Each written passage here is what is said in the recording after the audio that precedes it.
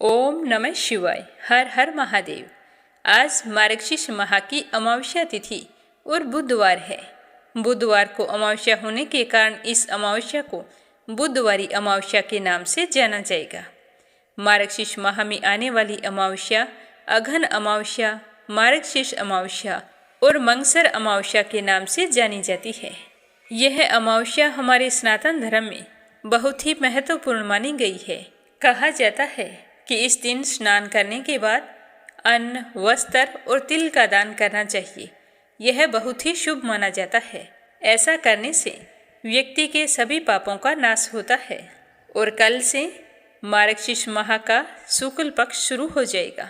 तो अपने इन शुक्ल पक्ष के दिनों में श्रीमद् गीता जी के पाठ को सुनेंगे। तो सारे श्रोतागण इसे प्रेम भाव से सुने और ज़्यादा से ज़्यादा इस कथा को शेयर करें। चैनल को सब्सक्राइब जरूर करें। शुभारंभ करते हैं आज की कथा का। हमेशा की तरह सबसे पहले अपने सुनेंगे गणेश जी भगवान की कहानी। बोलो गणेश गजानन की जय हो। अब अपने पहले सुनेंगे बुधवार की कथा कि बुधवार के दिन हमें यात्रा क्यों नहीं करनी चाहिए। उसके बाद अपने सुनेंगे श्री भागवत पुराण का दूसरा स्कंद। तो आप सभी से मेरा निवेदन है कि आप इस अध्याय को श्रद्धा भाव से पूरा सुने। मीरा भक्ति स्टोरीज को सब्सक्राइब करके अपने रिश्तेदारों और मित्रगणों में इसे ज़्यादा से ज़्यादा शेयर करें। मीरा भक्ति स्टोरीज चैनल के साथ अपना प्यार, विश्वास और सहयोग इसी तरह बनाए रखें। कि आपको अध्याय कितने अच्छे लगते हैं, यह कमेंट करके बताने के लिए आप सभी को बहुत बहुत धन्यवाद। आप इसके साथ साथ अपना नाम भी जरूर बताया करें, क्योंकि अगले अध्याय में मैं आपके नाम बताना चाहती हूँ।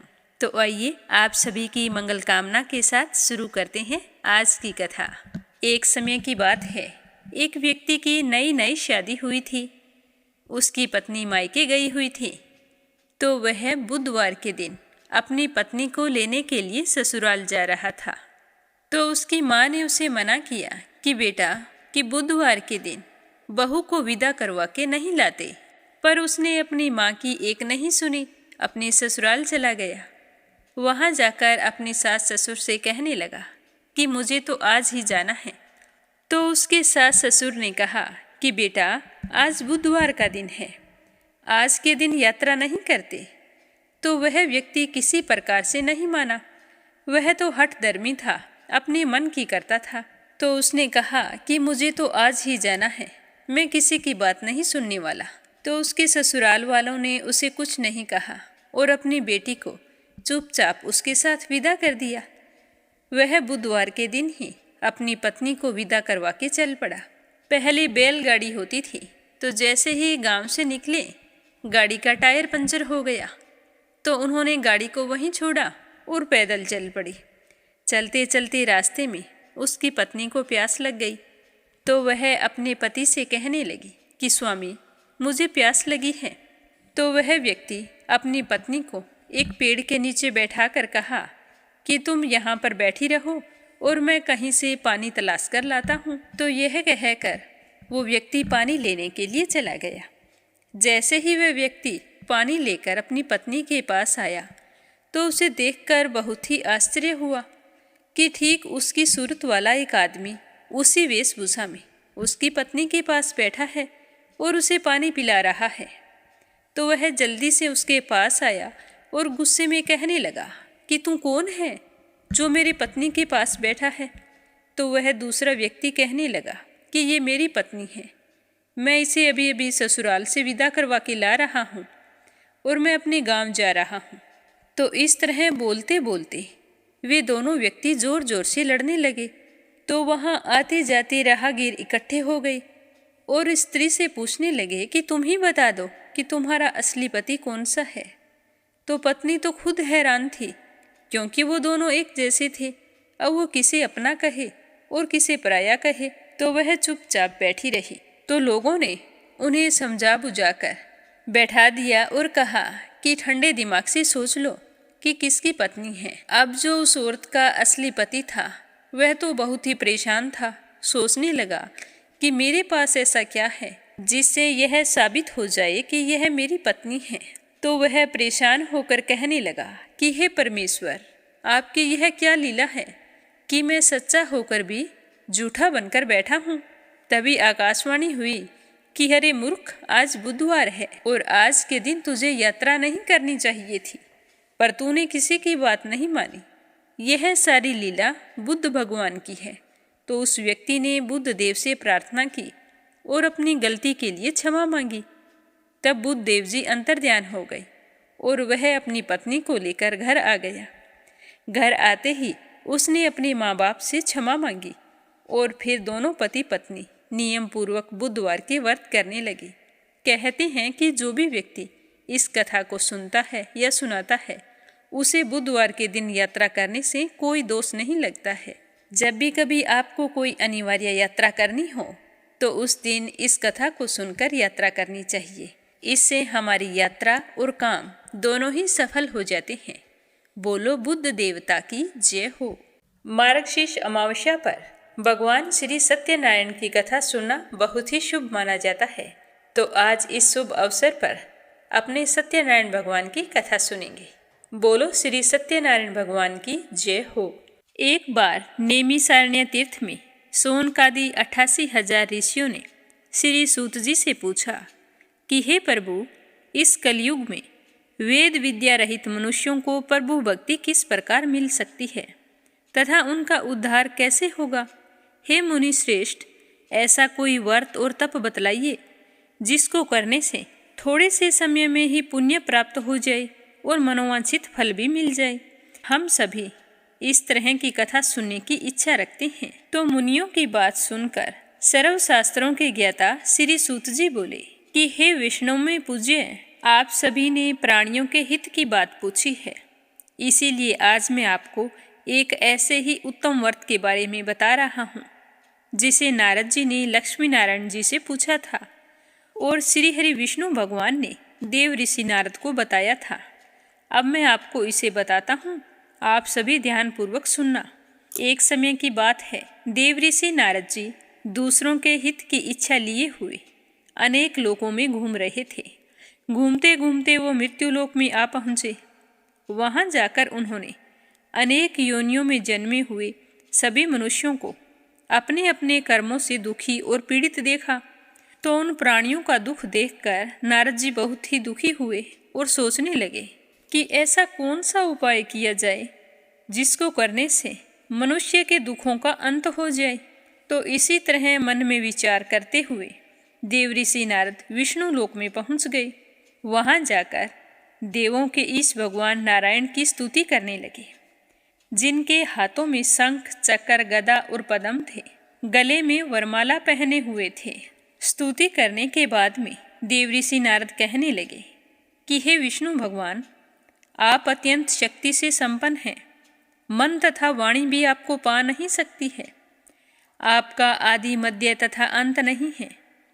निर्गुण स्वरूप सृष्टि के कारण भक्तों के दुखों को दूर करने वाले आपको मेरा नमस्कार है। तो नारद की स्तुति सुनकर विष्णु भगवान बहुत ही प्रसन्न हुए और कहने लगे कि हे मुनि श्रेष्ठ, आपके मन में क्या बात है? आज आप किस काम के लिए पधारे हैं? आज मैं आपसे बहुत ही खुश हूँ। आप निसंकोच होकर कहिए कि किस काम के लिए आपका आगमन हुआ है। तो यह सुनकर नारद मुनि बहुत ही खुश हुए और कहने लगे कि नारायण नारायण, कि हे भगवान, आज मैं मृत्युलोक में गया था। वहाँ अनेक योनियों में जन्मे हुए लोगों को अपने अपने कर्मों के द्वारा दुख भोगते हुए देख कर आया हूँ। मुझे उन्हें देखकर बहुत ही दुख हुआ है। हे नाथ, अगर आप मुझ पर दया रखते हो और मुझ पर अत्यंत प्रसन्न हो तो हे भगवान, तो कृपा करके आज मुझे कोई ऐसा उपाय बताएं जिसको करने से वे मनुष्य अपने दुखों से छुटकारा पा लें। तो देव ऋषि नारद की बात सुनकर श्री हरि विष्णु भगवान बोले कि हे नारद, आज तुमने मनुष्यों की भलाई के लिए बहुत ही अच्छी बात पूछी है, जिसके करने से मनुष्य मोह छूट जाता है। वह बात मैं कहता हूँ, तो मुझे सुनो। स्वर्गलोक और मृत्युलोक दोनों में एक दुर्लभ उत्तम व्रत है जो पुण्य फल देने वाला है। आज प्रेमवश होकर मैं तुमसे कहता हूँ क्योंकि आज मैं तुमसे बहुत ही खुश हूँ। यह व्रत श्री सत्यनारायण भगवान का व्रत है। श्री सत्यनारायण भगवान का व्रत जो मनुष्य पूरी श्रद्धा भाव से करता है, वह अपने जीवन के समस्त सुखों का भोग करता हुआ मरने पर मोक्ष को पाता है। तो श्री हरि विष्णु के वचन सुनकर नारद जी कहने लगे कि उस व्रत का फल क्या है और उसका विधान क्या है। यह व्रत किसने किया था, इस व्रत को किस दिन करना चाहिए, आप मुझे सब कुछ विस्तार से बताएं। तो नारद जी की बात सुनकर श्री हरि विष्णु भगवान कहने लगे कि दुख व शोक को दूर करने वाला यह व्रत सभी स्थानों पर विजय दिलाने वाला होता है। मानव को भक्ति व श्रद्धा के साथ शाम के समय श्री सत्यनारायण भगवान की पूजा धर्मपरायण होकर बंधु बांधवों के साथ करनी चाहिए। इस पूजा में भक्ति भाव से नैवेद्य केले का फल, घी, दूध और गेहूं का आटा लेना चाहिए। गेहूं का भुना हुआ आटा होता है, उसे सवाया लेना चाहिए। अगर गेहूं के स्थान पर साठी का आटा भी आप ले सकते हैं। शक्कर तथा गुड़ लेकर सभी भक्षण योग्य पदार्थों को मिलाकर भगवान को भोग लगाएं और भगवान से प्रार्थना करें कि हे भगवान, आज मैंने अपने सामर्थ्य अनुसार आपको यह भोग अर्पित किया है, उसे स्वीकार करें। उसके बाद ब्राह्मणों सहित बंधु बांधवों को भोजन करवाएं, फिर स्वयं भोजन करें। भजन कीर्तन के साथ भगवान की भक्ति में लीन हो जाएं। इस तरह से सत्यनारायण भगवान का यह व्रत करने पर मनुष्य की सारी इच्छाएं निश्चित रूप से पूरी हो जाती है। इस कली काल में मृत्युलोक में मोक्ष पाने का यही एक सरल उपाय है। सूत जी कहने लगे कि इस तरह विष्णु भगवान ने देव ऋषि नारद को सत्यनारायण व्रत के बारे में बताया था। हे ऋषियों, जिसने पहले समय में इस व्रत को किया था, उसका इतिहास मैं तुम्हें सुनाता हूँ, ध्यानपूर्वक सुनना। यह कहकर सूत जी ऋषियों को एक कहानी सुनाने लगे कि सुंदर काशीपुरी नगरी में एक निर्धन ब्राह्मण रहता था। भूख प्यास से परेशान वह धरती पर घूमता रहता था।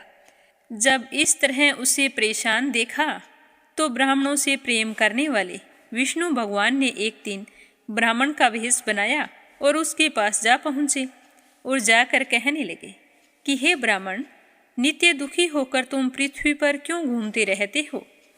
तो वह दीन ब्राह्मण कहने लगा कि हे महाराज, मैं तो निर्धन ब्राह्मण हूँ, भिक्षा के लिए प्रतिदिन धरती पर घूमता रहता हूँ। हे भगवान, यदि आप इसका कोई उपाय जानते हो तो मुझे बतलाइए। तो उस निर्धन ब्राह्मण की बात सुनकर वह बूढ़ा ब्राह्मण कहने लगा कि तुम श्री सत्यनारायण भगवान का व्रत करो। श्री सत्यनारायण भगवान मनोवांछित फल देने वाले हैं, इसीलिए तुम उनका पूजन करो। इसे करने से मनुष्य सभी दुखों से मुक्त हो जाता है। तो वृद्ध ब्राह्मण बनकर आए सत्यनारायण भगवान ने उस निर्धन ब्राह्मण को व्रत का सारा विधान बतलाया और फिर वहाँ से अंतर्ध्यान हो गए। तो ब्राह्मण ने मन ही मन निश्चय किया था कि जिस व्रत के बारे में यह बूढ़ा बाबा बता कर गया है, मैं उस व्रत को अवश्य करूँगा। मुझे विश्वास है कि मेरी गरीबी जरूर दूर हो जाएगी। तो इस तरह निश्चय करने के बाद उसे रात में नींद भी नहीं आई। फिर वह ब्राह्मण सुबह जल्दी उठा और भिक्षा के लिए चला गया। उस दिन निर्धन ब्राह्मण को भिक्षा में बहुत सारा धन मिला, जिससे उसने सत्यनारायण पूजा की सामग्री खरीदी और अपने बंधु बांधवों को बुलाकर उन सब के साथ मिलकर प्रसन्नचित मन से सत्यनारायण भगवान का व्रत संपन्न किया। भगवान सत्यनारायण का व्रत करने से वह निर्धन ब्राह्मण सभी दुखों से छूट गया और अनेक प्रकार की संपत्तियों से युक्त हो गया। उसके बाद वह ब्राह्मण हर महीने इस व्रत को करने लगा। फिर वह अपने जीवन के समस्त सुखों का भोग करता हुआ अंत में मोक्ष धाम को गया। इस तरह जो भी मनुष्य सत्यनारायण भगवान के व्रत को करता है, वह सभी प्रकार के पापों से छूटकर मोक्ष को प्राप्त होता है। फिर सूत जी कहने लगे कि इस तरह से नारद जी से नारायण जी का कहा हुआ श्री सत्यनारायण व्रत मैंने तुमसे कहा है। हे विप्रो, अब मैं तुम्हें और क्या कहूँ। तो ऋषि बोले कि हे मुनिवर, संसार में उस विपर से सुनकर किस किसने इस व्रत को किया था, आज हम वो भी सुनना चाहते हैं। इसके लिए हमारे मन में पूरे श्रद्धा भाव हैं। तो सूत जी कहने लगे कि हे मुनियों, जिसने इस व्रत को किया वह सब सुनो। आज मैं तुम्हें विस्तार से बताता हूँ। एक समय की बात है कि वही ब्राह्मण जिसने श्री सत्यनारायण भगवान का व्रत करना शुरू किया था, वह धन व ऐश्वर्य के अनुसार अपने बंधु बांधवों के साथ इस व्रत को करने के लिए तैयार हुआ। उसी समय एक लकड़ी बेचने वाला बूढ़ा आदमी वहां आया और लकड़ियां बाहर रखकर ब्राह्मण के घर में गया। तो प्यास से दुखी वह लकड़हारा उस ब्राह्मण को व्रत करते हुए देखकर हाथ जोड़कर प्रणाम किया और फिर पूछने लगा कि हे ब्राह्मण देवता, आप यह क्या कर रहे हैं? इसके करने से क्या फल मिलता है? तो लकड़हारे की बात सुनकर ब्राह्मण कहने लगा कि यह व्रत सब मनोकामनाओं को पूरा करने वाला श्री सत्यनारायण भगवान का व्रत है। इन्हीं की कृपा से मेरे घर में धन धान्य की प्राप्ति हुई है। इससे पहले मैं बहुत ही गरीब था। इस व्रत के बारे में मुझे एक बूढ़े बाबा ने बताया था, तभी से मैं इस व्रत को कर रहा हूँ। तो वह लकड़हारा कहने लगा कि हे ब्राह्मण देवता, आप मुझे भी इस व्रत की सारी विधि बतलाइए, मैं भी इस व्रत को करना चाहता हूँ। तो लकड़हारे की बात सुनकर उस ब्राह्मण ने लकड़हारे को व्रत की सारी विधि बतला दी। तो सारी विधि जानकर लकड़हारा बहुत ही प्रसन्न हुआ और चरणामृत लेकर प्रसाद खाने के बाद वह अपने घर आ गया और सोचने लगा कि आज लकड़ियां बेचने से मुझे जो भी धन प्राप्त होगा, मैं उसी से श्री सत्यनारायण भगवान का उत्तम व्रत करूंगा। मन में ऐसा विचार करके वह लकड़हारा सिर पर लकड़ियां रखकर उस नगर में बेचने चला गया जहां पर धनी लोग ज़्यादा रहते थे। तो भगवान की कृपा से उस दिन उसे अपनी लकड़ियों के दाम पहले दिन से 4 गुना अधिक मिले। तो लकड़हारा बहुत ही प्रसन्न हुआ। भगवान का धन्यवाद करता हुआ सत्यनारायण कथा की सामग्री लेकर घर आ गया। घर आकर उसने अपने बंधु बांधवों के साथ विधि विधान से श्री सत्यनारायण भगवान का पूजन और व्रत किया। इस व्रत के प्रभाव से वह बूढ़ा लकड़हारा धन पुत्र आदि से युक्त होकर संसार के समस्त सुखों का भोग करने लगा और अंत में बैकुंठ धाम को चला गया। फिर सूत जी कहने लगे कि हे श्रेष्ठ मुनियों, अब मैं आगे की कथा कहता हूँ। पहले के समय में उल्कामुख नाम का एक बुद्धिमान राजा रहा करता था। वह सत्यवक्ता और जितेंद्रिय था। प्रतिदिन देव स्थानों पर जाता और निर्धनों को धन देकर उनके कष्ट दूर करता था। उनकी पत्नी कमल के समान मुख वाली तथा सती साध्वी थी। भद्रशिला नदी के तट पर उन दोनों ने श्री सत्यनारायण भगवान का व्रत किया। उसी समय साधु नाम का एक वेश्या वहां आया। उसके पास व्यापार करने के लिए बहुत सारा धन भी था। राजा को व्रत करते हुए देखकर वह विनय के साथ पूछने लगा कि हे राजन, भक्ति भाव से पूर्ण होकर आप यह क्या कर रहे हैं? मैं भी सुनने की इच्छा रखता हूँ, कृपया करके मुझे बताइए। तो उसकी बात सुनकर राजा कहने लगे कि हे साधु, अपने बंधु बांधवों के साथ पुत्र आदि की प्राप्ति के लिए महाशक्तिवान श्री सत्यनारायण भगवान का व्रत और पूजन कर रहा हूँ। तो राजा के वचन सुनकर साधु ने आदर से कहा कि हे राजन, मुझे इस व्रत का सारा विधान बतलाइए। आपके कहे अनुसार मैं भी इस व्रत को करना चाहता हूँ, क्योंकि मेरे संतान नहीं है और मुझे विश्वास है कि इस व्रत को करने से अवश्य मुझे संतान की प्राप्ति होगी। तो राजा से वह व्रत की सारी विधि जानकर व्यापार पर चला गया। व्यापार से निवृत्त होकर फिर अपने घर आ गया। घर आकर उसने अपनी पत्नी को संतान देने वाले उत्तम व्रत के बारे में बताया और कहा कि जब मेरी संतान होगी तब मैं भी इस व्रत को किया करूँगा। तो साधु ने इस तरह के वचन अपनी पत्नी लीलावती से कहे थे। एक दिन लीलावती पति के साथ आनंदित हो सांसारिक धर्म में परवरित होकर सत्यनारायण भगवान की कृपा से गर्भवती हो गई।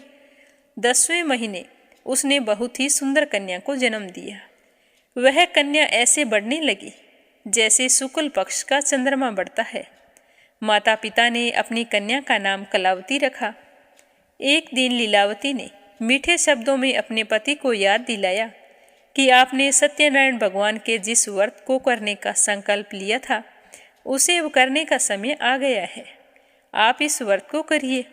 तो वह साधु कहने लगा कि हे प्रिय, इस व्रत को मैं उसके विवाह पर करूँगा। इस प्रकार अपनी पत्नी को आश्वासन देकर वह नगर को चला गया। कलावती पिता के घर में रहकर दिनों दिन बड़ी होने लगी।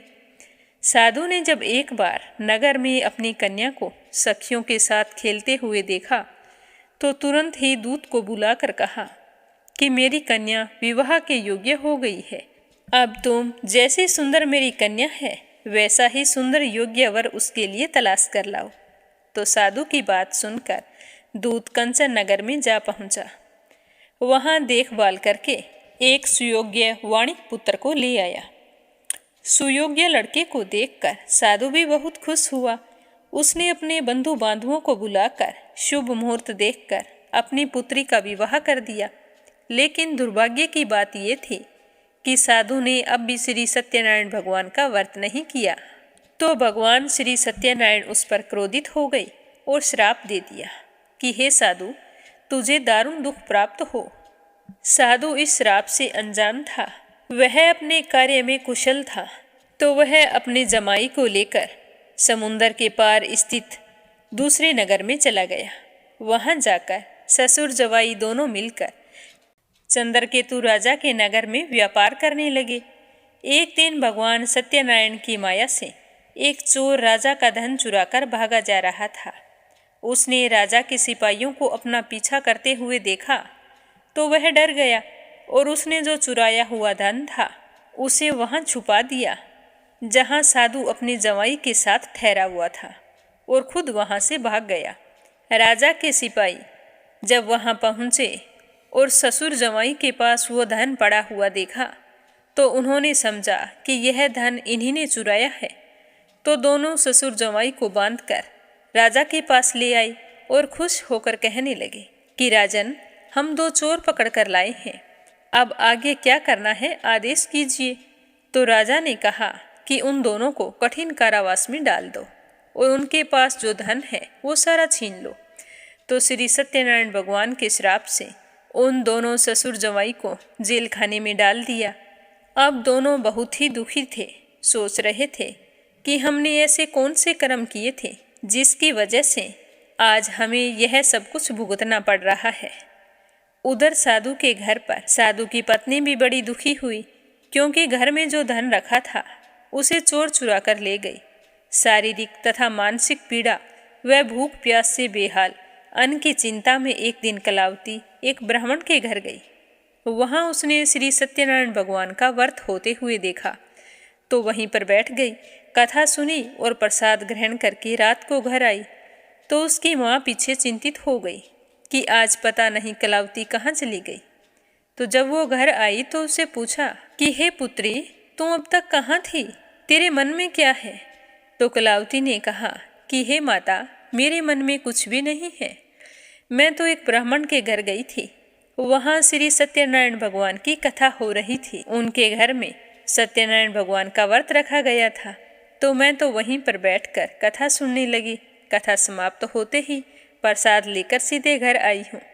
तो कन्या के वचन सुनते ही लीलावती को उसी समय याद आ गया कि उसके पति ने श्री सत्यनारायण भगवान के व्रत का संकल्प किया था और आज तक उस व्रत को नहीं किया है। मुझे लगता है कि यह सब कुछ हमें सत्यनारायण भगवान का दोष लगा है।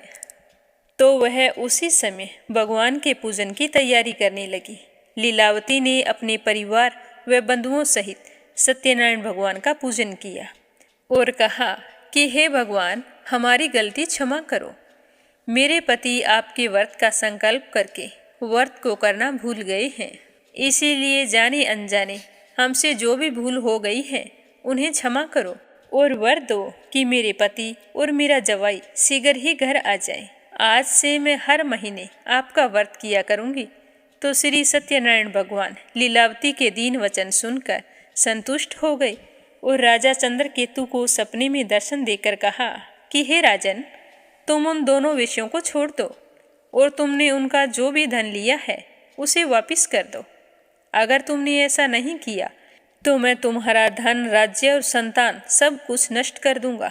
तो राजा को यह कहकर भगवान अंतर्ध्यान हो गए। सुबह होते ही राजा को अपने सपने के बारे में याद आई तो उन्होंने सभा में जाकर अपना सपना सुनाया और फिर कहा कि दोनों वाणिक पुत्रों को कैद से मुक्त करके मेरे पास लाओ। तो राजा की आज्ञा पाकर उन दोनों को सभा में लाया गया। तो दोनों ने आते ही बड़े ही प्रेम पूर्वक राजा को प्रणाम किया। तो राजा भी बड़ी मीठी वाणी में बोला कि हे महानुभावों, भाग्यवश ऐसा कठिन दुख तुम्हें प्राप्त हुआ है, लेकिन अब तुम्हें कोई भय नहीं है। ऐसा कहकर राजा ने उन दोनों को नए नए वस्त्र आभूषण पहनाए और उनसे जितना धन लिया था उससे दुगना धन वापस देकर उन दोनों को कैद से मुक्त कर दिया। तो दोनों ससुर जवाई बहुत ही खुश हुए और अपने घर की ओर चल पड़े। साधु वेश्या ने मंगलाचार करके अपनी यात्रा आरंभ की और अपने नगर की ओर चल दिए। जब वो थोड़ी ही दूर पहुँचे तो श्री सत्यनारायण भगवान भेष बदलकर उनके सामने आ गई और कहने लगे कि हे साधु, तेरी नाव में क्या है? तो यह सुनकर साधु वेश्या अभिमानवश कहने लगा कि हे दंडी, आप क्यों पूछ रहे हो? क्या आपकी धन लेने की इच्छा है? मेरी तो नाव में बेल और पत्ते भरे हुए हैं। तो वेश्या के कठोर वचन सुनकर भगवान कहने लगे कि तुम्हारा वचन सत्य हो। तो भगवान ऐसे वचन कहकर वहाँ से दूर चले गए और थोड़ी ही दूर जाकर समुद्र के किनारे बैठ गए। दंडी के भेष में आए भगवान के चले जाने के बाद में साधु वेश्या ने नित्य क्रिया करने के पश्चात जब अपनी नाव की तरफ देखा तो नाव तो ऊंची उठी हुई थी। तो उसे बड़ी ही हैरानी हुई। सोचने लगा कि नाव इतनी हल्की कैसे हो गई। जल्दी से नाव के पास आकर देखा तो नाव में तो सचमुच बेल और पत्ते भरे हुए थे। तो वह तो मूर्छित होकर जमीन पर गिर गया। थोड़ी देर बाद मूर्छा खुली तो वह अत्यंत शोक प्रकट करने लगा। तब उसका दामाद कहने लगा कि पिताजी, आप शोक न करें, यह तो दंडी का श्राप है। आपने अभिमानवश उनसे यही कहा था और उन्होंने तुम्हें कहा था कि तुम्हारे वचन सत्य हो। तो जैसा आपने कहा था वैसा ही हो गया। यह तो दंडी का श्राप है, इसीलिए हमें उनकी शरण में जाना चाहिए, तभी हमारी मनोकामना पूरी होगी। तो अपने दामाद की बात सुनकर दोनों ससुर जवाई दंडी के पास पहुँचे और वहाँ जाकर साधु वेश्या अत्यंत भक्ति भाव से नमस्कार करके कहने लगा कि मैंने आपसे जो असत्य वचन कहे थे उनके लिए मुझे क्षमा कर दे। ऐसा कहकर महान शोकातुर होकर जोर जोर से रोने लगे। तब दंडी भगवान बोले कि हे वाणिक पुत्र, मेरी आज्ञा से बार बार तुम्हें दुख प्राप्त हो रहा है। तू मेरी पूजा से विमुख हुआ है, तभी तो तुझे इतने कष्ट झेलने पड़ रहे हैं। तो साधु वेश्या कहने लगा कि हे भगवान, आपकी माया से ब्रह्मा आदि देवता भी आपके रूप को नहीं जान सकते, तब मैं अज्ञानी कैसे जान सकता हूँ। आप प्रसन्न होइए, अब मैं सामर्थ्य के अनुसार आपकी पूजा करूँगा। आप मेरी रक्षा करो और पहले के समान मेरी नौका में धन भर दो।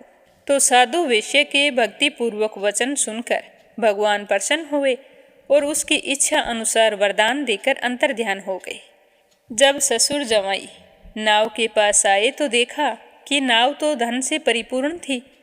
तो फिर वहीं पर साधु वेश्या अन्य साथियों के साथ सत्यनारायण भगवान की पूजा करने लगे। श्रद्धा भाव से पूजा की, प्रसाद बांटा और फिर अपने नगर को चल दिए। जब नगर के नज़दीक पहुँचे तो दूतों को अपने घर पर खबर करने के लिए भेज दिया। साधु वेश्या की आज्ञा पाकर दूत उनके घर गया और वहां जाकर उनकी पत्नी को प्रणाम करके कहा कि मालिक अपने दामाद सहित नगर के निकट आ गए हैं। तो दूत की बात सुनकर साधु की पत्नी लीलावती बहुत ही खुश हुई और हर्ष के साथ सत्यनारायण भगवान का पूजन किया। फिर अपनी पुत्री कलावती से कहा कि हे पुत्री, मैं अपने पति के दर्शन को जाती हूँ, तुम भी कार्य पूर्ण करके और पूजा पाठ करके आ जाना। तो माता के ऐसे वचन सुनकर कलावती तो बहुत ही खुश हुई और जल्दी जल्दी में प्रसाद को छोड़कर अपने पति से मिलने के लिए चली गई। तो प्रसाद की अवज्ञा के कारण श्री सत्यनारायण भगवान रुष्ट हो गए और नाव सहित उसके पति को पानी में डुबो दिया। जब कलावती वहां पर पहुंची पर उसे अपना पति दिखाई नहीं दिया तो वह बहुत ही दुखी हुई और रोती हुई जमीन पर गिर पड़ी। नौका को डूबा हुआ और कन्या को रोता हुआ देखकर साधु दुखी होकर कहने लगा कि हे प्रभु, मुझसे तथा मेरे परिवार से जो भी भूल हुई है उसे क्षमा करें। तो साधु के दीन वचन सुनकर श्री सत्यनारायण भगवान प्रसन्न हो गए और उसी समय आकाशवाणी हुई कि हे साधु, तेरी कन्या मेरे प्रसाद को छोड़कर आई है, इसीलिए उसका पति अदृश्य हुआ है। यदि वह घर जाकर प्रसाद खाकर लौटती है तो इसे इसका पति अवश्य मिलेगा। ऐसी आकाशवाणी सुनकर कलावती घर पहुंचकर प्रसाद ग्रहण करती है और फिर वापस आकर अपने पति के दर्शन करती है। उसके बाद साधु अपने बंधु बांधुओं सहित श्री सत्यनारायण भगवान का विधि विधान से पूजन करता है और हर महीने श्री सत्यनारायण भगवान का व्रत रखने लगता है। तो इस व्रत के प्रभाव से इस लोक के समस्त सुखों का भोग करता हुआ अंत में स्वर्ग लोक को जाता है। बोलो श्री सत्यनारायण भगवान की जय हो। बोलो विष्णु भगवान की जय हो। फिर सूत जी कहने लगे कि हे ऋषियों, मैं एक और भी कथा तुम्हें सुनाता हूँ, उसे भी ध्यानपूर्वक सुनना। प्रजा पालन में लीन तुंग ध्वज नाम का एक राजा था। उसने भी भगवान का प्रसाद त्याग कर बहुत ही दुख पाया था। एक बार वह वन में गया था। वन्य पशुओं को मारकर विश्राम करने के लिए बड़ के पेड़ के नीचे आया। तब वहाँ उसने ग्वालों को भक्ति भाव से अपने बंधुओं सहित सत्यनारायण भगवान का पूजन करते हुए देखा। अभिमानवश राजा ने उन्हें देखकर भी अनदेखा कर दिया, पूजा स्थान पर नहीं गया और एक ओर खड़ा रहा। ग्वालों ने श्रद्धा भाव से पूजा पाठ समाप्त की और फिर राजा के पास आई। राजा को प्रणाम करके उन्हें प्रसाद देने लगे तो राजा ने प्रसाद लेने से मना कर दिया। प्रसाद को त्याग कर राजा अपने नगर की ओर लौट आए तो नगर में देखा कि वहाँ सब कुछ नष्ट हो गया है।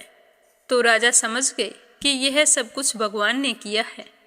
तो भगवान उसी समय ग्वालों के पास पहुँचे और अपने बर्ताव के लिए माफ़ी मांगी। फिर विधि पूर्वक भगवान की पूजा की और फिर प्रसाद ग्रहण किया। तो भगवान सत्यनारायण की कृपा से सब कुछ पहले जैसा हो गया।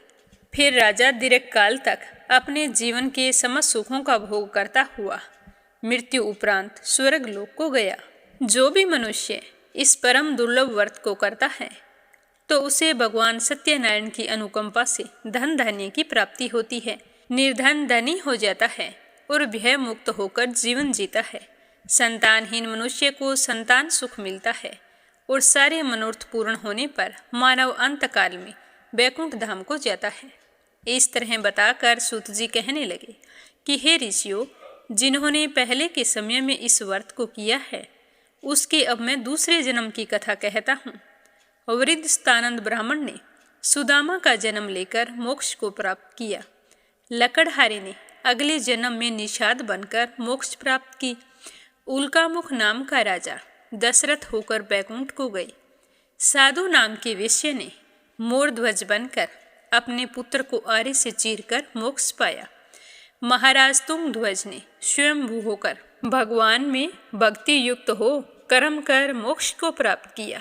बोलो श्रीमन नारायण नारायण नारायण, भजमन नारायण नारायण नारायण। प्रेम से बोलो श्री सत्यनारायण भगवान की जय हो। अमावस्या व्रत कथा। बोलो गणेश भगवान की जय हो। श्री हरि विष्णु भगवान की जय हो। भोले शंकर की जय हो। पुराने समय की बात है कि एक राज्य में एक राजा राज करता था। राजा अपनी प्रजा की देखभाल संतान की भांति किया करता था। प्रजा बहुत ही सुखी और संपन्न थी। वो भी अपने राजा के हर नियमों का पालन करती थी। राजा की रानी बहुत ही धार्मिक थी। वो हर महीने आने वाली अमावस्या का व्रत किया करती थी। राजमहल के सामने ही एक साहूकार की हवेली थी। साहूकारनी और रानी दोनों अच्छी सहेलियां थीं। जब भी साहूकारनी को समय मिलता तो वो रानी से बातें करने चली जाती, पर साहूकारनी की धर्म कर्म में बिल्कुल भी रुचि नहीं थी। एक दिन साहूकार के बेटे की अचानक से मौत हो गई तो उसकी वजह से साहूकारनी बहुत जोर जोर से रोने लगी। अपनी सहेली का इस तरह रोना रानी से सहन नहीं हुआ, पर वो करे भी तो क्या करे। अब समय निकालकर रानी साहूकारनी के यहाँ जाने लगी। जब भी रानी साहूकारनी के घर जाती तो अपने राजकुमार को साथ लेकर जाती।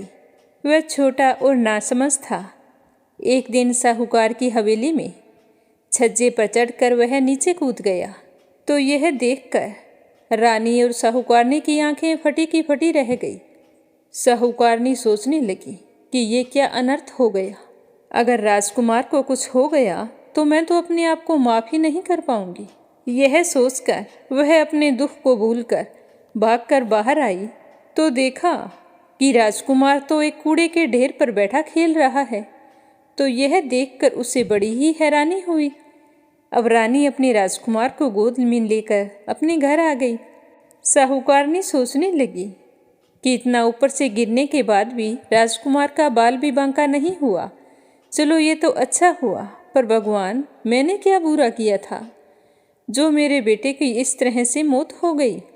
कई दिन बीत गए और एक दिन अचानक से राजा को दूसरे राज्य में लड़ाई के लिए जाना पड़ा।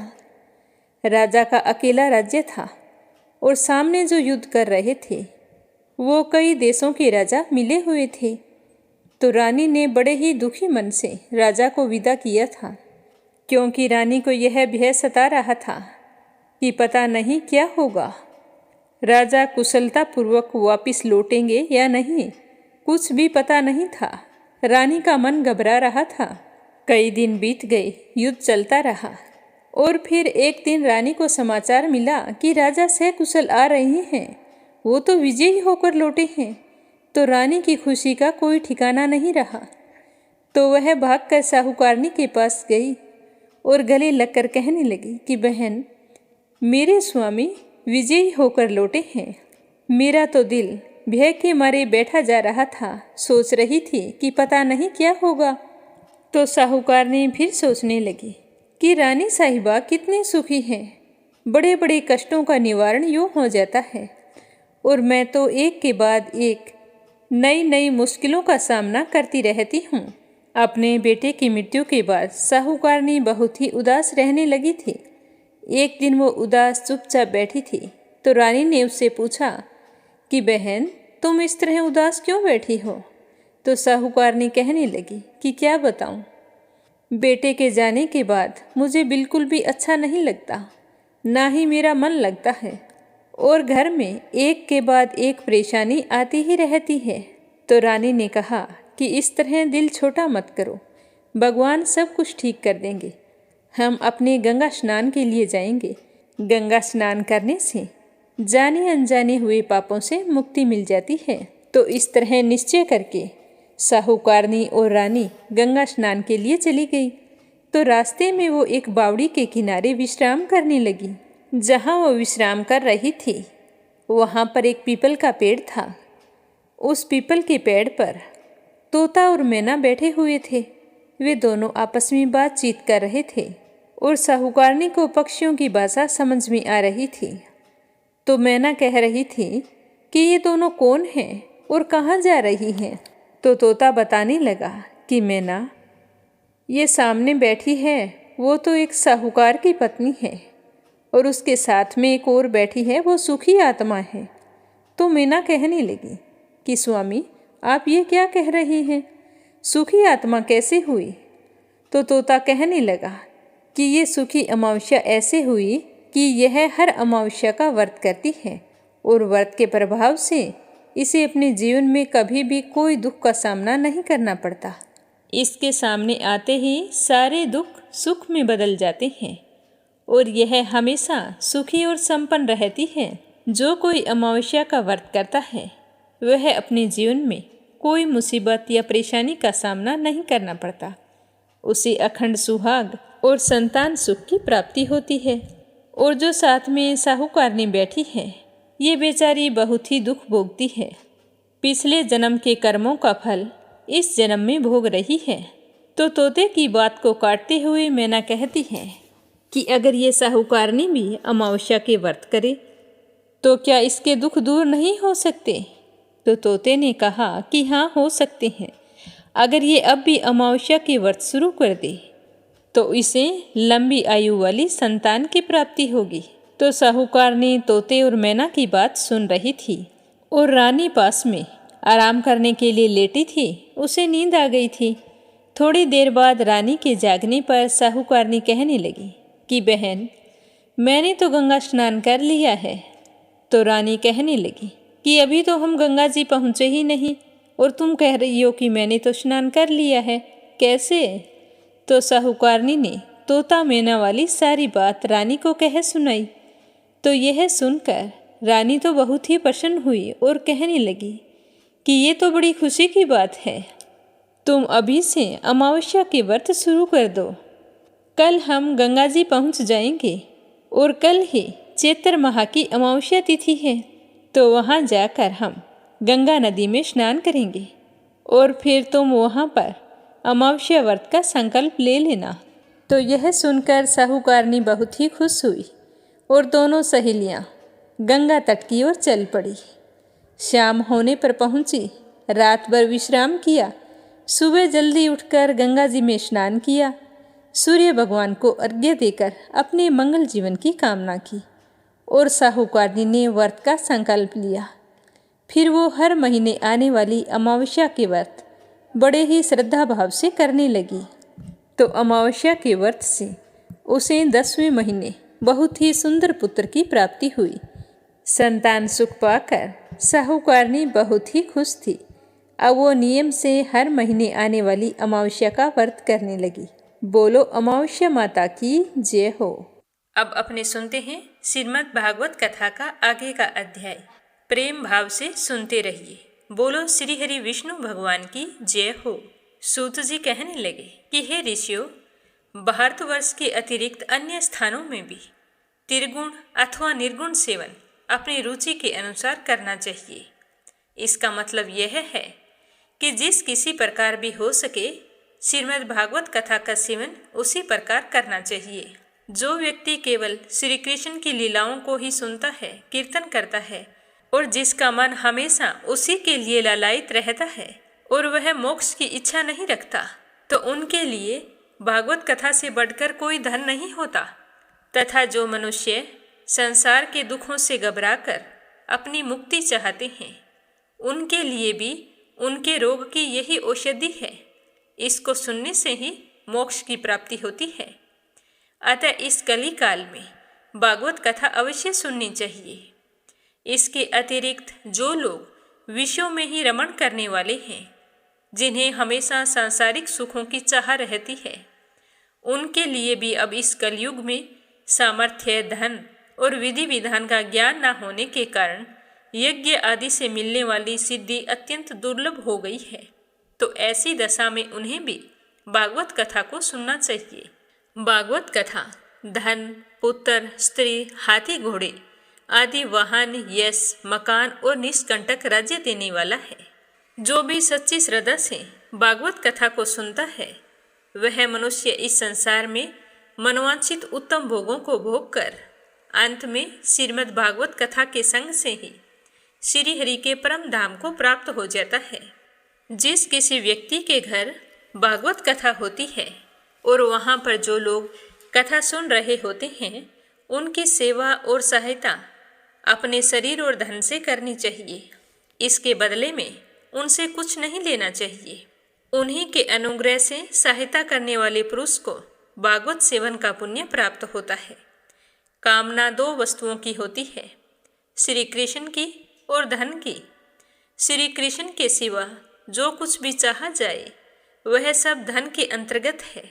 श्रोता और वक्ता भी 2 प्रकार के माने गए हैं, एक श्री कृष्ण को चाहने वाले और दूसरा धन को चाहने वाले। जैसा वक्ता वैसा ही श्रोता अगर वहाँ हो तो कथा में रस मिलता है और अंततः सुख की प्राप्ति होती है। यदि दोनों विपरीत विचार के हों तो वहाँ ज्ञान का अभाव हो जाता है और फल की हानि होती है। किंतु जो श्री कृष्ण को चाहने वाला वक्ता और श्रोता है, उन्हें विलंब होने पर भी सिद्धि अवश्य मिलती है। पर धनार्थी को तो तभी सिद्धि मिलती है जब उसके अनुष्ठान का विधि विधान पूरा उतर जाए। श्री कृष्ण की इच्छा रखने वाला सर्वथा गुणहीन हो और उसकी विधि में अगर कोई कमी रह जाती है पर उसके हृदय में अगर प्रेम है तो उसे भागवत कथा का पूरा पुण्य फल मिलता है। सकाम पुरुष को कथा की समाप्ति के दिन तक स्वयं सावधानी के साथ सभी विधियों का पालन करना चाहिए। अब मैं तुम्हें यह बता देता हूँ कि भागवत कथा को सुनने वाला और सुनाने वाला दोनों को कौन से नियमों का पालन करना चाहिए। उसे प्रतिदिन सुबह जल्दी उठकर स्नान करना चाहिए, फिर भगवान का चरणामृत पीकर पूजा के सामान से श्रीमद् भागवत पुस्तक का गुरुदेव का पूजन करना चाहिए और उसके बाद अत्यंत प्रसन्नता पूर्वक और फिर उसके बाद बड़े प्रेम से श्रीमद् भागवत कथा कहनी चाहिए या फिर सुननी चाहिए। इन दिनों में दूध या खीर का मौन होकर भोजन करना चाहिए, बीच में बिल्कुल भी नहीं बोलना चाहिए। नित्य ब्रह्मचर्य का पालन करना चाहिए, भूमि पर शयन करना चाहिए और इन दिनों में क्रोध और लोभ आदि को त्याग देना चाहिए। प्रतिदिन कथा के अंत में कीर्तन करना चाहिए। कथा की समाप्ति हो उस दिन रात्रि में जागरण करना चाहिए। समाप्ति होने पर ब्राह्मणों को भोजन करवाकर यथासंभव दान दक्षिणा देकर उन्हें प्रसन्न करना चाहिए। उनके चरण स्पर्श करके आशीर्वाद लेना चाहिए। कथावाचक गुरु को वस्त्र आभूषण आदि देकर गऊ भी अगर दान करते हैं तो उसका भी बहुत ही अधिक पुण्य फल माना गया है। इस प्रकार विधि विधान पूर्ण करने पर मनुष्य को स्त्री, घर, पुत्र, राज्य और धन आदि जो चीज़ों की मनोकामना होती है वो भागवत कथा सुनने से सारी पूरी हो जाती है। श्री सुखदेव जी के मुख से कहा हुआ यह श्रीमद् भागवत शास्त्र तो कलयुग में साक्षात श्री कृष्ण की प्राप्ति कराने वाला और नित्य प्रेमानंद स्वरूप फल देने वाला है। कथा शुरू करने के बाद में आधा श्लोक या चौथाई श्लोक का भी नित्य जो मनुष्य पाठ करता है उसकी भी संसार से मुक्ति हो जाती है। फिर संपूर्ण पाठ करने वाले की तो बात ही क्या है। बुद्धिमानों में बुद्धिमता यही होती है कि संसार भयनाशक श्रीमद् भागवत कथा का आदर पूर्वक यथाशक्ति पाठ करना चाहिए। यदि नित्य पाठ नहीं कर सकता हो तो महीने में या वर्ष में एक बार नियम पूर्वक भक्ति सहित भागवत का पाठ अवश्य करना चाहिए। जो एक दिन में पाठ नहीं कर सकता हो वह 2 दिन, 3 दिन, 5, 6, 7, 10, 15, 1 महीना, 2 महीने या साल में पूरा करे। इससे भोग और मोक्ष दोनों की प्राप्ति होती है। बहुत से ऋषियों ने इसे 1 सप्ताह में सुनना उत्तम बताया है। केवल भगवान की प्रीति के लिए संपूर्ण पक्ष बराबर होते हैं, कोई कम या ज़्यादा नहीं होता। भागवत कथा का शुभारंभ करने से पहले भागवत कथा का मंगलाचरण करना चाहिए। ओम नमो भगवते वासुदेवाय। मैं किसी भी सत्य को नहीं जानता जो श्री कृष्ण से ऊंचा हो, जिसके हाथों को बहुत चाहा गया है एक बांसुरी से, जिसका रंग वर्षा मेघ की तरह है, जो एक पीला कपड़ा पहनता है, जिसके होठ एक लाल बिंबा फल जैसे हैं, जिसका चेहरा पूर्णिमा के चांद जैसा सुंदर है और जिसकी आंखें कमल के समान हैं। अरे श्री कृष्ण, अभी इसी क्षण मेरे मन के उस राजहंस को आपके चरणों के कमल के उलझे हुए जड़ों में प्रवेश करने दो। मृत्यु के समय आपको स्मरण करना मेरे लिए कैसे मुमकिन होगा, जब मेरा गला बलगम, पित्त और वायु से घुट जाएगा। सच्चिदानंद स्वरूप भगवान श्री कृष्ण को हम नमस्कार करते हैं, जो जगत की उत्पत्ति, स्थिति और विनाश के हेतु आध्यात्मिक, आदि देविक और आदि भौतिक तीनों प्रकार के तापों का नाश करने वाले हैं, जिसकी सत्ता भाव से ही तीनों भवन सुवासित हैं। सभी प्राणियों के हृदय में जिनका निवास है, ऐसे भगवान वासुदेव को हम नमस्कार करते हैं। हे खिले हुए कमल पत्र के समान नेत्र वाले विशाल बुद्धि व्यास जी, आपने जो महाभारत रूपी तेल से पूर्ण ज्ञान में प्रज्ञा द्वीप प्रज्वलित किया है, आपको भी नमस्कार है। जिस समय श्री सुखदेव जी का यज्ञोपवीत संस्कार भी नहीं हुआ था, सुत्यम लौकिक वैदिक कर्मों के अनुष्ठान का अवसर नहीं आया था, उन्हें अकेले ही संन्यास लेने के उद्देश्य से जाते देखकर उनके पिता व्यास जी विरह से कातर होकर पुकारने लगे कि बेटा बेटा, तुम मुझे छोड़कर मत जाओ। उस समय तन्मय होने के कारण श्री सुखदेव जी की ओर से वृक्षों ने उत्तर दिया था। ऐसे सबके हृदय में विराजमान श्री सुखदेव मुनि को मैं नमस्कार करता हूँ, जो कुंद के फूल, चंद्रमा और घर के समान श्वेत हैं, जो सुभर कपड़े पहनती हैं, जिनके हाथ में वीणा सुशोभित है और जो कमल आसन पर बैठती हैं। ब्रह्मा विष्णु महेश आदि देव जिसकी हमेशा स्तुति करते रहते हैं, जो सब प्रकार की जड़ता हर लेती है, वे भगवती सरस्वती मेरा पालन करें। हे प्रभु, आप सर्वशक्ति संपन्न हैं। आप ही मेरे अंतःकरण में प्रवेश करके अपने तेज से मेरी इस सोई हुई वाणी को संजीव करते हैं। हाथ, पैर, कान और त्वचा आदि अन्य इंद्रियों एवं प्राणों को भी चेतना देते हैं। मैं आप अंतर्यामी भगवान को प्रणाम करता हूँ। गुरु ही ब्रह्मा है, गुरु ही विष्णु है, गुरु ही शिव है, गुरु ही साक्षात परमात्मा है। उन श्री गुरु को नमस्कार है, नमस्कार है, जो अपने चरण कमलों से अपने चरणार विंद को मुख कमल में डाल रहे हैं और जो वट वृक्ष के पत्ते के पुट पर शयन कर रहे हैं। ऐसे बाल मुकुंद को मैं मन से स्मरण करता हूँ। हे मेरी प्यारी जीवा, तुम श्री कृष्ण का ही स्मरण करती रहे। कभी कृष्ण बोल, कभी गोविंद हरे मुरारी, हे नाथ नारायण वासुदेवा, तथा गोविंद दामोदराय नमः, हे माधव। इन्हीं नामों का निरंतर प्रेम पूर्वक पान करती रहे। जिनकी चित्तवृत्ति मुरारी के चरण कमलों में लगी हुई है, वे सभी गोप कन्याएं दूध दही बेचने की इच्छा से घर से चली। उनका मन तो मुरारी के पास था, अतः प्रेमवश सुध बुध भूल गई और भूल जाने के कारण उन्हें बोलना था दही ले लो, पर वो इसकी बजाय जोर जोर से बोलने लगी। गोविंद, दामोदर, माधव आदि नामों से जोर जोर से आवाजें लगाने लगी। तो इस तरह सच्चे मन से गोविंद को याद करना चाहिए। अपने घर में ही सुख से सैया पर शयन करते हुए भी जो लोग हे गोविंद, हे दामोदर, हे माधव इन विष्णु भगवान के पवित्र नामों का निरंतर जप करते रहते हैं, वे निश्चय ही भगवान की तन्मयता को प्राप्त कर लेते हैं। हे जीवा, तू सदा ही श्री कृष्ण चंद्र के गोविंद, दामोदर, माधव इन मनोहर मंजुल नामों को, जो भक्तों के सारे कष्टों को हरने वाले हैं, उन्हीं को भजती रहे। सुख के अंत में यही सार है, दुख के अंत में यही गाने योग्य है, और शरीर का अंत होने के समय भी यही मंत्र जपने योग्य है कि हे गोविंद, हे दामोदर, हे माधव। हे जीवा, तुम श्री कृष्ण, राधा रमण, वृजराज, गोपाल, गोवर्धन, नाथ, विष्णु, गोविंद, दामोदर, हे माधव इन नामों का निरंतर पान करती रहे।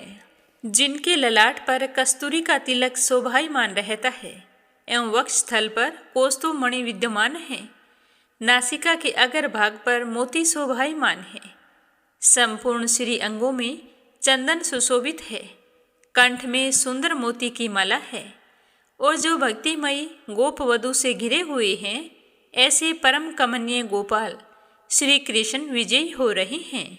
वृजेश्वर, राधेश्वर, आनंद घन, पर ब्रह्मा श्री कृष्ण, जिनकी अनुपम वेणुनाद लहरी साक्षात मोक्ष है, जिनके कर कमल उदार पूर्वक मोक्ष प्रदान करने में तत्पर हैं। हे सच्चिदानंद स्वरूप श्री हरि नारायण वही साक्षात कृष्ण है। मैं उनकी वंदना करता हूँ। मैं श्री कृष्ण भगवान को वंदना करता हूँ। हे वेद व्यास जी, आपकी वंदना करता हूँ।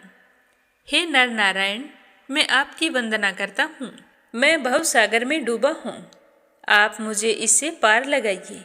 इस तरह बताते हुए सूत जी कहने लगे कि इस तरह भागवत कथा मंगलाचरण करना चाहिए। तो आज के लिए इतना ही। इससे आगे सुनेंगे कल के अध्याय में। प्रेम भाव से सुनने के लिए आप सभी का बहुत बहुत धन्यवाद।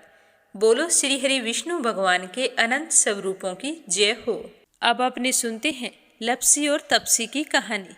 बोलो लपसी तपसी की जय हो। बहुत पुराने समय की बात है। एक गांव में एक ब्राह्मण परिवार रहा करता था। उसमें पति पत्नी के अलावा उनके 2 बच्चे थे। एक बेटा था, एक बेटी थी। ब्राह्मण दंपति बहुत ही सरल स्वभाव के थे। समय मिलने पर प्रभु का स्मरण किया करते थे। उनकी बेटी बहुत ही संस्कारी और सुशील थी, लेकिन उनका बेटा आवारा किस्म का था। वह कोई काम धाम नहीं करता और ना ही कभी अपने माँ बाप का कहना मानता था।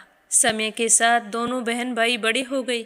बहन की शादी कर दी गई, पर भाई का वही हाल था। उसके माँ बाप ने उसे समझाया कि बेटा, अब हम वृद्ध हो चले हैं, तुम कोई काम किया करो, लेकिन उस पर उनकी बातों का कोई असर नहीं होता था। तो एक दिन ब्राह्मणी अपने पति से कहने लगी कि स्वामी, आप बिल्कुल काम छोड़ दीजिए। जब घर में कुछ भी नहीं होगा तो यह अपनी जिम्मेदारी समझेगा और काम पर लग जाएगा। तो ब्राह्मण ने दूसरे दिन से काम पर जाना छोड़ दिया। तो यह देखकर उनके बेटे ने कोई काम नहीं किया और चोरी करने चला गया। आते जाते राहगीरों को लूट लेता और उसी से अपने घर का गुजारा किया करता था। तो उसकी लूटने और चोरी करने की आदत से सारे गांव वाले उसे लपसी कहने लगे। तो लपसी की इस हरकत से उसके माँ बाप बहुत ही दुखी रहते थे, पर वह किसी की सुनने के लिए तैयार नहीं था। इसी तरह समय बीतता गया। एक दिन की बात है कि लपसी एक पीपल के पेड़ पर बैठा था। तभी शिव पार्वती जा रहे थे। पार्वती माता गहनों से लदी हुई थी। तो लपसी उन्हें देखकर सोचने लगा कि सूरत के कितने गहने हैं, आज ये सारे के सारे लूट लूँगा तो मुझे कई महीनों तक चोरी नहीं करनी पड़ेगी। तो वह लूटने के इरादे से पीपल की ओट में होकर बैठ गया। जैसे ही शिव पार्वती वहाँ से जाने लगे तो लपसी एकदम से शिव पार्वती के सामने आकर कहने लगा कि जल्दी से जितने सारे गहने पहन रखे हैं उतार दो। तो पार्वती माता कहने लगी कि तुम चोरी क्यों करती हो, तुम्हें पता है चोरी करना पाप है। तो लपसी कहने लगा कि क्या करूं, घर पर मेरे माँ बाप हैं, मेरी एक भांजी है, उनके लिए दोनों समय भोजन की व्यवस्था कहाँ से करूं, मुझे कोई काम तो आता नहीं है। तो लपसी की बात सुनकर पार्वती माता कहने लगी कि तुम जो चोरी करके पाप करते हो, इस पाप का भागी कौन बनेगा। तो लपसी कहने लगा कि मेरे घर वाले सारे बनेंगे। तो पार्वती माता कहने लगी कि कोई नहीं बनेगा, पाप के भागी केवल तुम बनोगे। तो लपसी कहने लगा कि मैं लूट खोस कर उन्हीं के लिए लेकर जाता हूँ, तो पाप के भागी तो उन्हें बनना ही पड़ेगा। तो लपसी की बात सुनकर पार्वती माता ने हंसकर कहा कि हम यहीं पर बैठे हैं और तुम अपने घर जाओ, अपने घर वालों से पूछो कि कोई तुम्हारे पाप का भागी बनेगा क्या। तो यह सुनकर लपसी भागा भागा अपने घर आया और अपनी माँ के पास गया और कहने लगा कि माँ, मैं चोरी करके लाता हूँ, राह चलते राहगीरों को लूटता हूँ, तुम्हारे लिए ही तो करता हूँ। तो तुम मुझे एक बात बताओ, चोरी करने से जो पाप लगता है तो आप मेरे पाप के भागी बनोगे।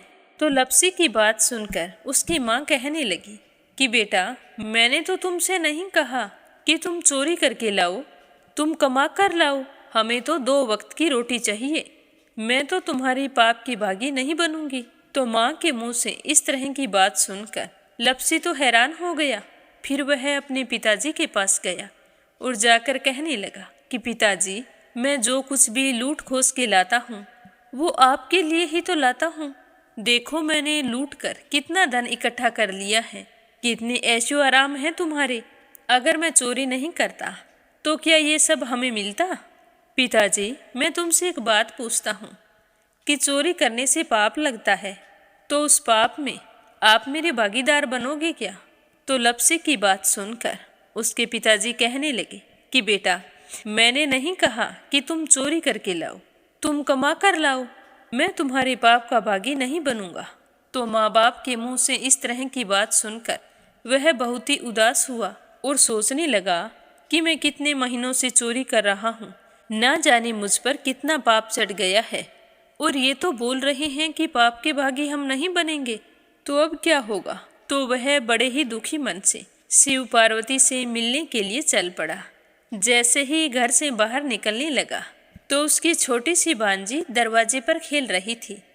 उसे पता नहीं था कि पाप पुण्य क्या होता है, तो वो कहने लगी कि मामा, पाप की भागी मैं बनूंगी। तो उसके इस तरह कहते ही लपसी ने उसे गोद में उठाया और चल पड़ा। शिवजी भगवान और पार्वती माता के पास जाकर कहने लगा कि घर वालों ने पाप का भागी बनने से मना कर दिया है और एक यही है जो पाप की भागी बनने को तैयार है। फिर लपसी बड़े ही दीन स्वर में कहने लगा कि हे भगवान, मैं समझ गया हूँ कि चोरी करना पाप है। आज तक जो मैंने काम किया वो बहुत ही गलत था, लेकिन अब मैं इसका प्रायश्चित करना चाहता हूँ। अब तुम ही बताओ, मुझे मेरे पापों से मुक्ति कैसे मिलेगी। तो उसकी बात सुनकर शिव पार्वती बहुत ही खुश हुए और लपसी को कच्चे सूत का एक छोटा सा गोला देते हुए कहा कि लपसी, ये सूत लो और इस पीपल के चारों ओर परिक्रमा लगाओ। जब यह सूत समाप्त हो जाएगा तब तुम्हारे सारे पाप नष्ट हो जाएंगे। तो यह सुनकर लपसी बहुत ही खुश हुआ। सोचने लगा कि छोटा सा गोला है, अभी लपेट कर घर चला जाऊंगा, उसके बाद में कभी कोई पाप नहीं करूंगा। फिर उसने अपनी बांजी को कंधे पर बैठाया और पीपल की परिक्रमा लगानी शुरू कर दी।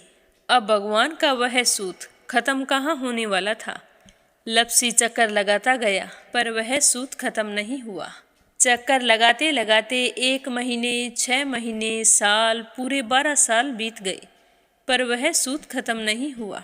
12 साल बाद एक बार फिर शिव पार्वती जी वहाँ से गुजर रहे थे तो पार्वती माता ने कहा कि स्वामी, चलो लपसी को चलकर देखते हैं। तो शिवजी कहने लगे, वो चोरी करने वाला, लूटने वाला कब का चला गया होगा। तो पार्वती माता कहने लगी कि नहीं स्वामी, चलकर देखने में क्या जाता है, चलो एक बार देखते हैं। तो शिव पार्वती जी जैसे ही पीपल वृक्ष के पास आए तो देखा कि लपसी तो अब भी चक्कर लगा रहा है। वहाँ चारों ओर गहरी खाई हो गई है और लपसी की बड़ी बड़ी दाढ़ी, मूंछें, नाखून बढ़ गए हैं। तो यह देखकर पार्वती माता ने कहा कि देखो स्वामी, आप तो कह रहे थे कि वो कब का ही चला गया, देखो इसके मन में सच्ची भक्ति है। तो पार्वती की बात सुनकर शिवजी ने कहा कि चलो अभी देख लेता हूँ। तो यह कहकर शिवजी ने एक सोने का कड़ा लपसी के आगे फेंक दिया। तो लपसी ने झट से उसके ऊपर पैर कर लिया। फिर अचानक से उसका ध्यान शिव पार्वती जी की ओर गया तो वो हाथ जोड़कर कहने लगा कि भगवान, अब तो मेरे पाप समाप्त हो गए होंगे, आप मुझे यहाँ से जाने की आज्ञा दीजिए। आपका यह सूत अभी तक खत्म नहीं हुआ है। तो शिवजी भगवान ने कहा कि तुम्हारे पाप कर्म भी अभी तक पूरे नहीं हुए हैं। तो शिवजी की बात सुनकर लपसी कहने लगा कि भगवान, मुझे पूरे 12 वर्ष हो गए हैं आपकी भक्ति करते करते, और अब भी आप मुझ पर शक कर रहे हैं। तो शिवजी ने कहा कि अपना पैर उठाओ। तो जैसे ही लपसी ने अपना पैर उठाया तो उसके पैर के नीचे सोने का कड़ा था। तो यह देखकर लपसी शर्मिंदा हो गया और कहने लगा कि प्रभु, गलती हो गई, मुझे माफ़ करो, आगे से मैं ऐसी गलती कभी नहीं करूँगा। तो शिवजी कहने लगे कि नहीं लपसी, तुम्हारा पाप ऐसे पूरा नहीं हो सकता। अब तुम्हें 12 वर्ष तक और इसी तरह परिक्रमा करनी होगी, उसी के बाद तुम्हारे पाप समाप्त होंगे। यह कहकर शिव पार्वती वहाँ से चले गए और वह फिर से पीपल के पेड़ की परिक्रमा करता रहा। करते करते 12 साल बीत गए। 12 साल बाद में शिव पार्वती जी वहाँ पर आए तो उन्होंने देखा कि आज भी वो वहीं पर चक्कर लगा रहा है। तो शिव जी ने फिर उसके सामने सोने की अंगूठी फेंकी पर उसने कोई ध्यान नहीं दिया। तो शिव जी भगवान प्रसन्न होकर कहने लगे कि हे लपसी, आज से तुम मेरी तपस्या करके तपसी बन गए हो। मैं तुम्हें वरदान देता हूँ कि तुम अपने जीवन में सारे सुखों को प्राप्त करेगा। और तूने 24 बरस तक मेरी भक्ति की है, इसका फल भी तुझे अवश्य मिलेगा। जो भी औरत गाय और कुत्ते की रोटी नहीं बनाएगी, उसका पुण्य फल तुम्हें मिलेगा। आंगन लीप कर दहलीज नहीं लीपेगी तो उसका पुण्य फल भी तुझे ही मिलेगा। अगर हमारे घर की बहन बेटी को हम सूट, तीवल या साड़ी भेंट स्वरूप देते हैं तो साथ में मोली का धागा और कुछ रुपए नहीं देंगे तो उसका पुण्य फल भी तुम्हें ही मिलेगा। अगर कोई दिए से दिया जलाएगा तो उसका पुण्य फल भी तुम्हें ही मिलेगा। अगर व्रत और पूजा पाठ में सारी कहानी सुन ले और तुम्हारी कहानी ना सुने तो उसका पुण्य फल भी तुम्हें ही मिलेगा। कहा जाता है कि तभी से सुबह पहली रोटी गाय की और सुबह की अंतिम रोटी छोटी बनाई जाती है और शाम को अंतिम रोटी बड़ी बनाई जाती है जो कुत्ते की होती है।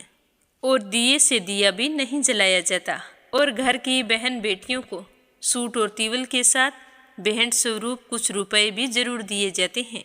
और उसी दिन से हर व्रत कथा के बाद में लपसी तपसी की कहानी जरूर सुनी जाती है और कथा समाप्त होने पर कहा जाता है कि लपसी का फल लपसी को मिले, तपसी का फल तपसी को मिले।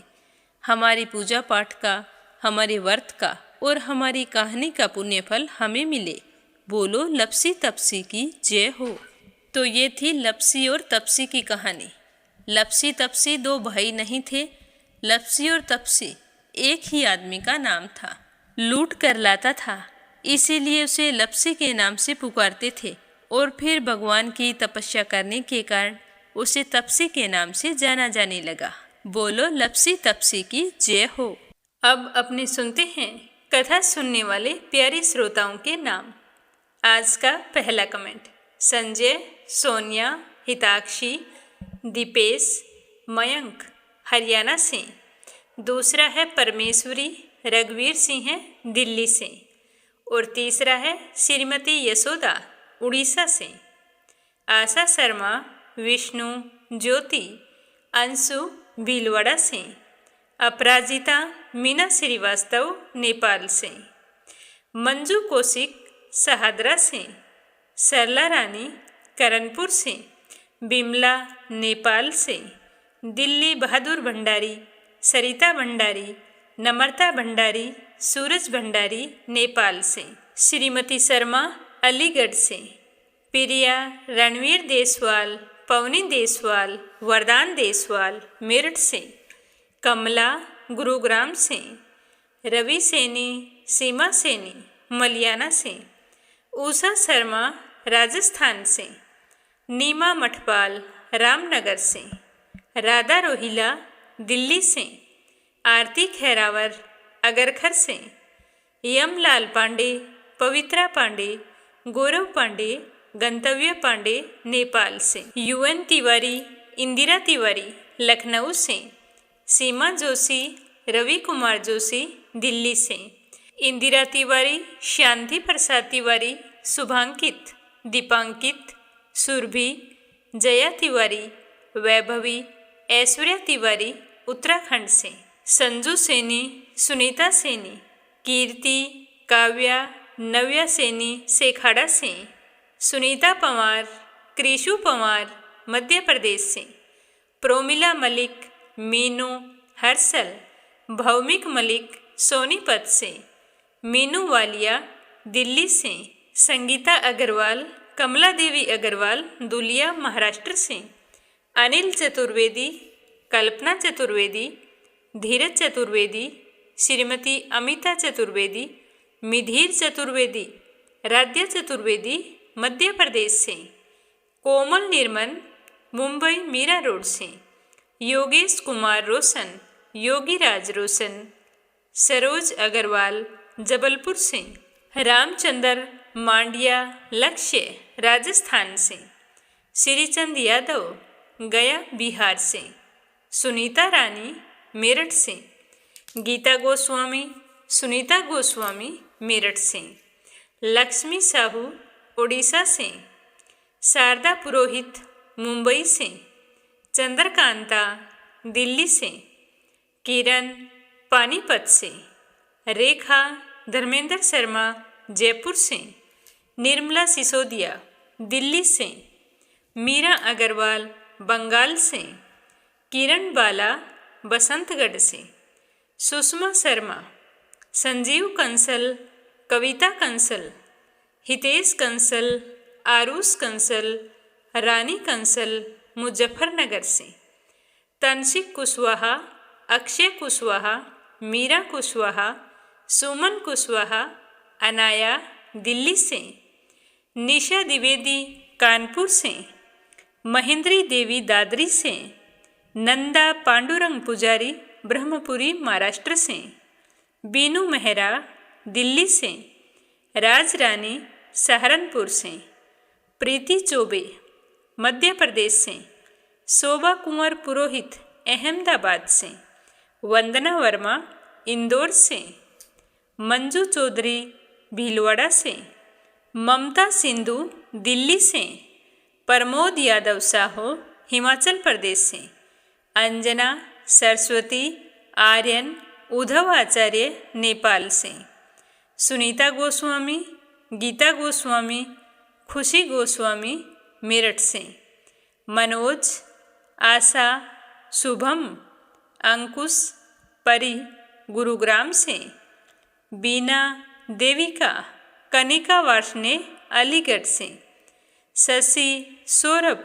अंकित, शालू लखनऊ से, मोनिका नागर तिगांव से, निर्मला पांचाल करनाल से, रुक्मणी शर्मा अंबाला से, इंदिरा रावत, मोहित रावत पलवल से, नीलम जायसवाल हैदराबाद से, गीता मिश्रा मुंबई से, पूनम यादव करेली से, श्यामवती सुषमा हरियाणा से, वीणा कालड़ा आगरा से, कमलेश भल्ला जम्मू से, नीलम देवातवाल मुंबई से, जानवी मिश्रा, सचिन मिश्रा, सोनम मिश्रा, राधिका मिश्रा, गौरी मिश्रा, माधवी मिश्रा बाराबंकी से, विमल कलका से, सुदेश शर्मा, बीके शर्मा लुधियाना से, अशोक कुमार जी भटनागर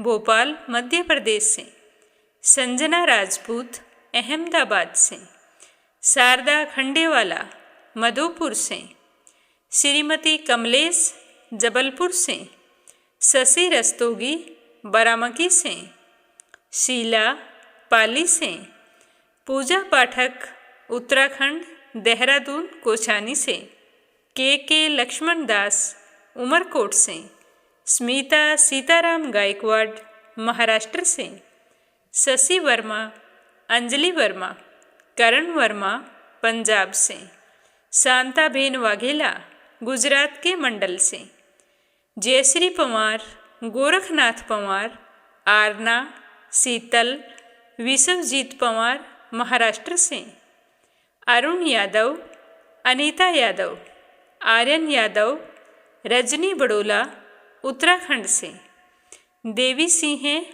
कार्तिक, पायल, सौम्या, उमा रघुवंशी गजबा सौदा से, पुष्पा चंदर बेंगलुरु से, कमलेश लाल रुड़की से। आप सभी श्रोताओं का तहे दिल से धन्यवाद। आपकी श्रद्धा भक्ति देखकर हमें बहुत खुशी मिलती है। श्री हरि के आशीर्वाद से आप हमेशा खुश रहें, सुखी रहें, संपन्न रहें। आपकी सारी मनोकामनाएं पूर्ण हों। इसी शुभकामना के साथ ओम नमः शिवाय। हर हर महादेव।